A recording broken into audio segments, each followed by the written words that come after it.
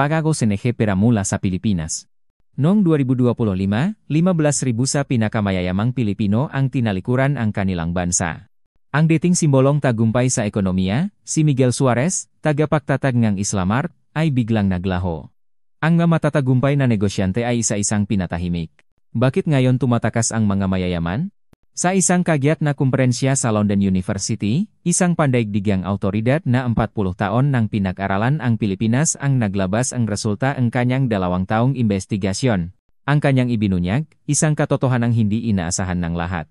Sa ibabaw, ang Pilipinas ay tila maunlad. Managtataas ang gusali sa BGC, tumataas na GDP, ang islogan ng gobyerno na Bagong Pilipinas. Ngunit sa likod nito, may malalim na lamat.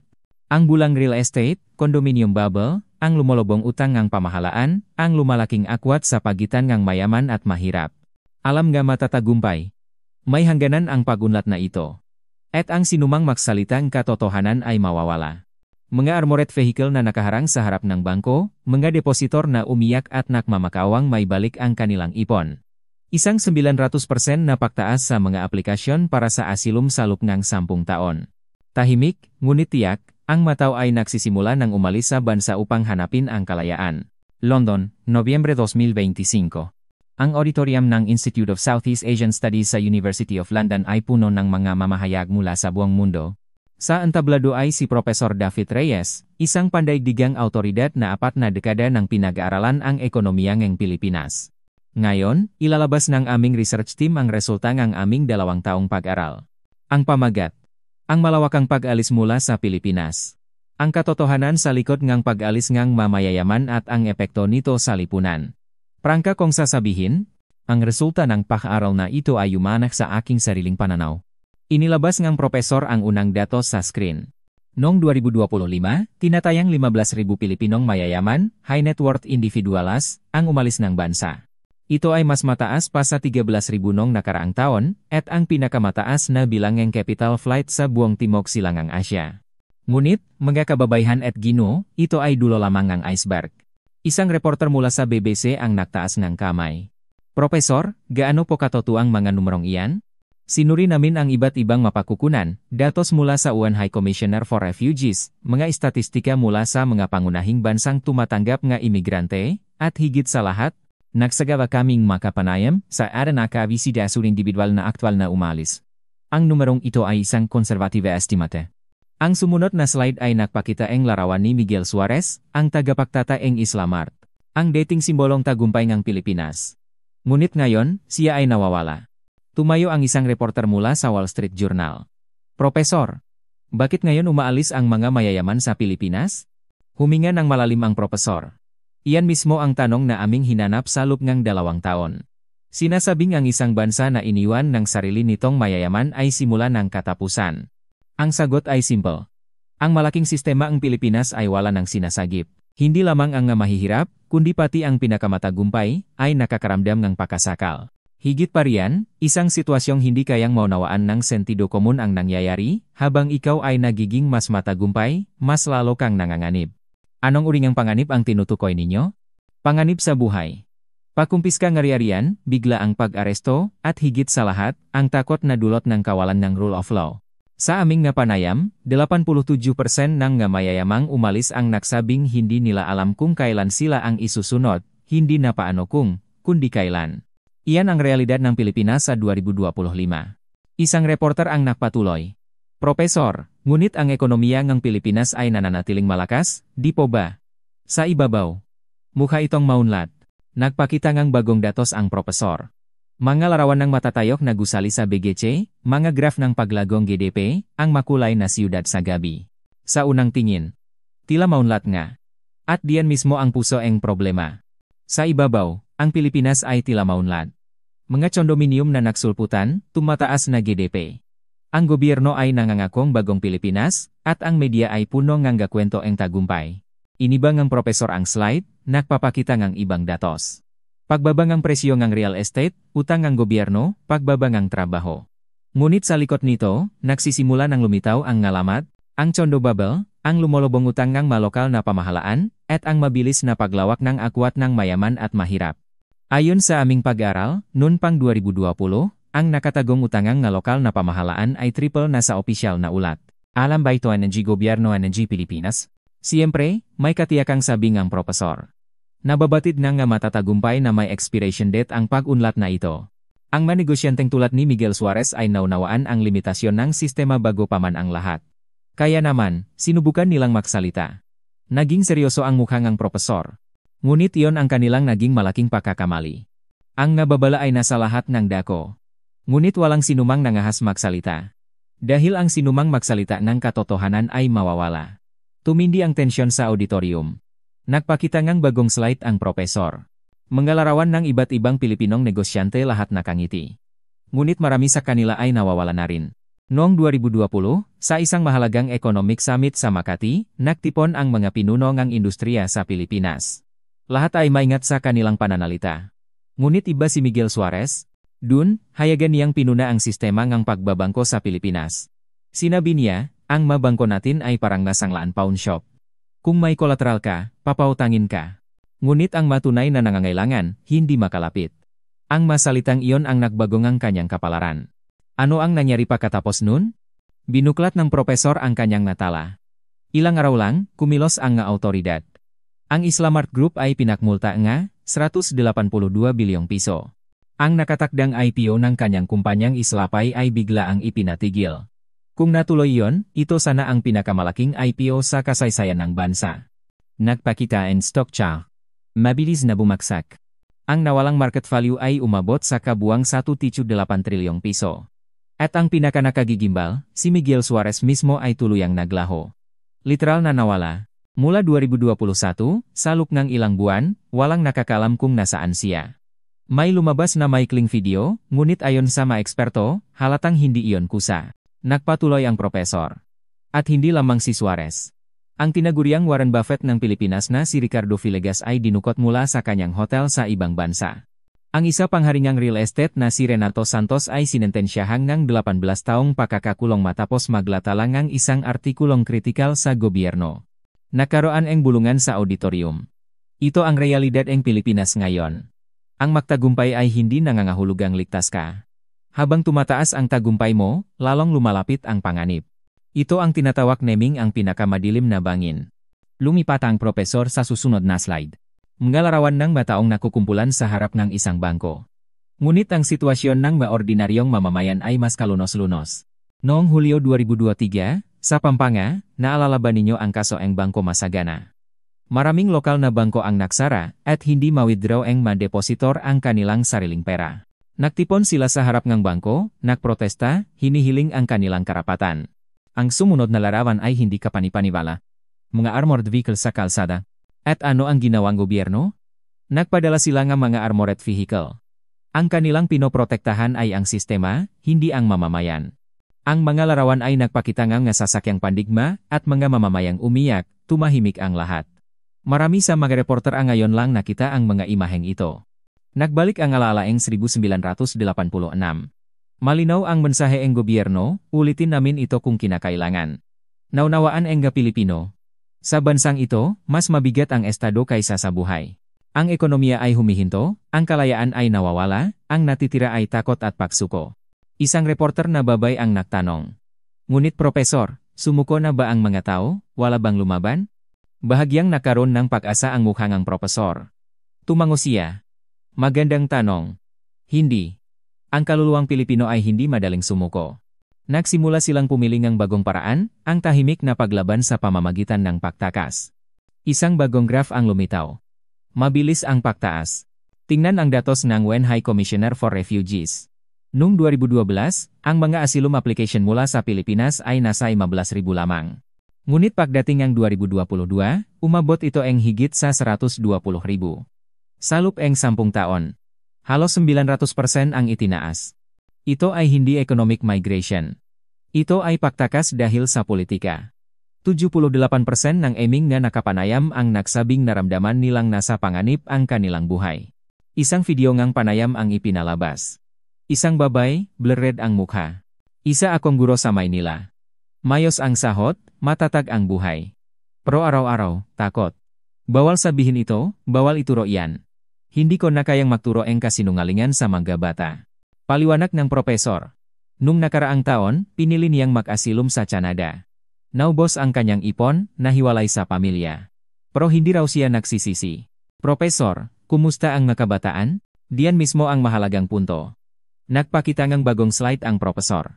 Sa mga kabataang Pilipino ngayon, may lumalaganap na salita, layas, aral. Isang mapanuyang termino para sa pag-aral kung paano tumakas.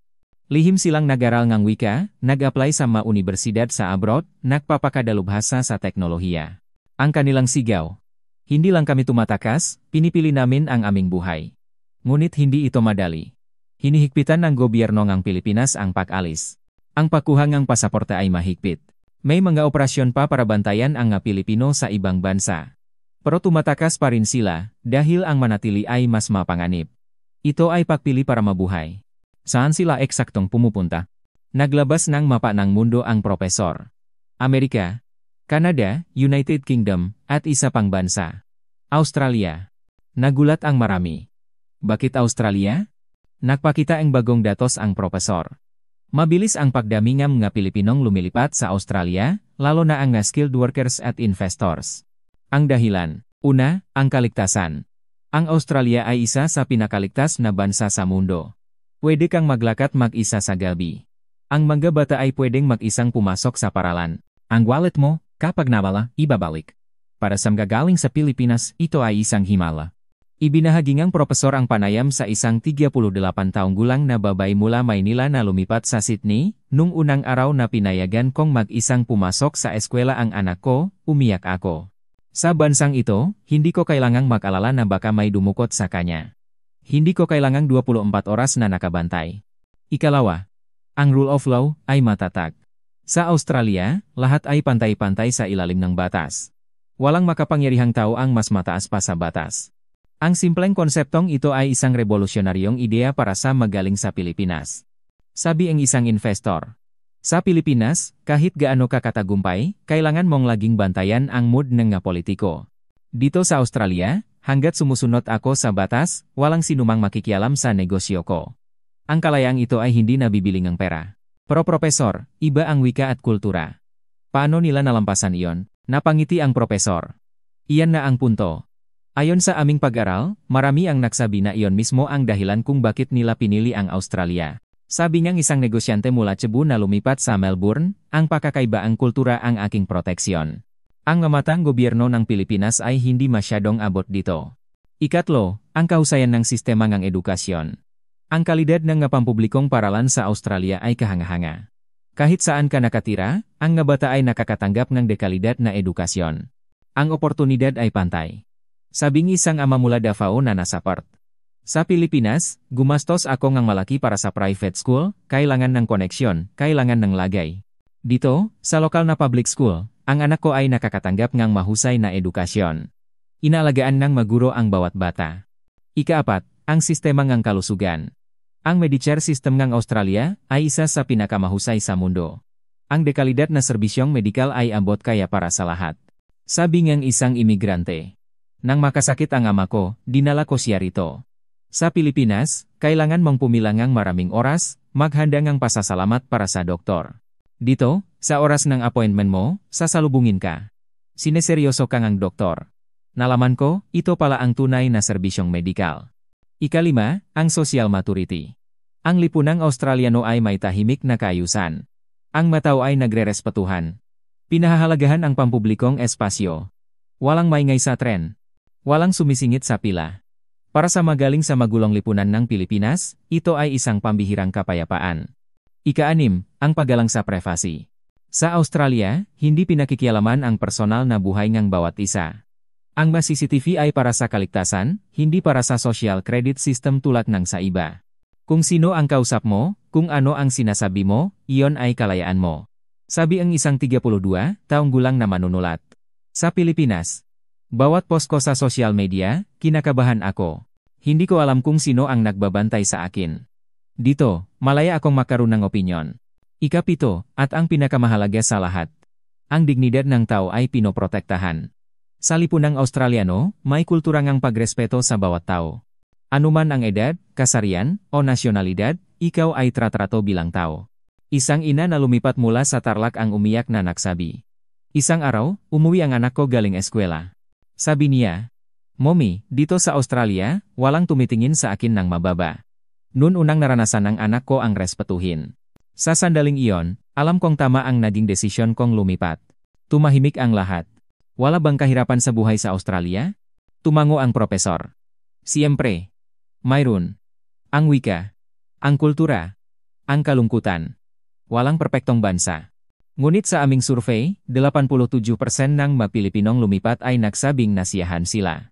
At 93% ang nagsabing nagpapasalamat silang sa Australia na lumaki ang kanilang mga anak. Ang nalumilipat ay mga investor, inhinyero, mananaliksik. Nagambag sila sa ekonomiya ng Australia. Lumitaw ang pag-asa sa mukha ng propesor. Hindi lamang sila tumatakas.